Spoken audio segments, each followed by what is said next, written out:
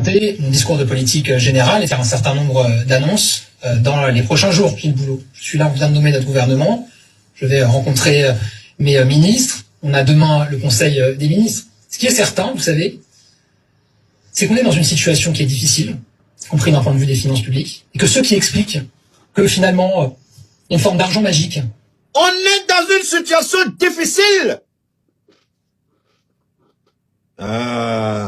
On va couper les finances au Burkina, plus d'aide budgétaire, plus d'aide au développement. Mais malgré tout, vous allez augmenter la facture d'électricité des Français. Donc ce n'est pas le Burkina. Mali, plus d'aide budgétaire. Niger, plus d'aide au développement. Débrouillez-vous, on va retirer nos soldats, on ne veut rien. Non, on n'a pas de problème d'accord avec tout ce que vous voulez.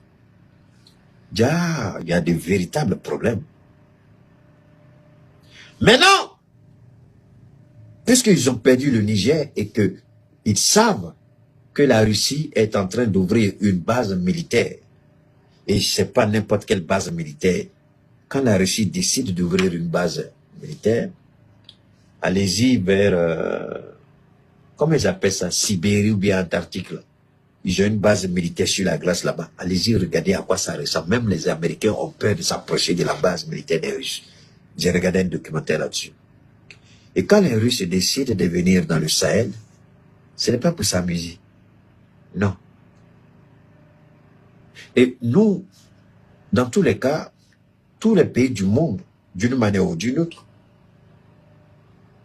même les Américains, pour que les Américains soient les Américains, il a fallu que les Américains asphyxient l'Europe.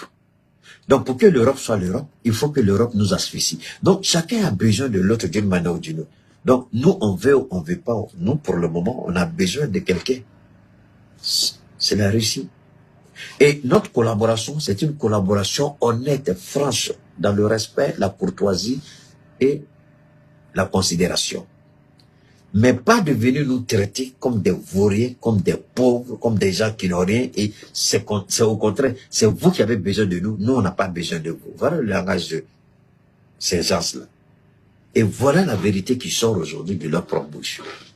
En fait, explique aux classes moyennes qui travaillent, aux Français qui travaillent, qui eux ne sont pas dupes, que finalement on va peut-être leur donner d'une main ce qu'on va leur reprendre de l'autre. Parce qu'à la fin, il y a toujours quelqu'un qui paye.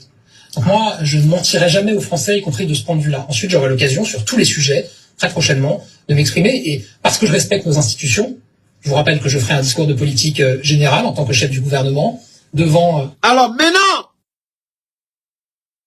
vous avez entendu, la France va faire une augmentation le 1er février de 10%. La Côte d'Ivoire a déjà fait son augmentation depuis le 1er janvier de 10%. Mais Alassane Ouattara, comme il est perfide, menteur, manipulateur et corrompu, il aurait pu quand même, avant toute chose, rencontrer les députés.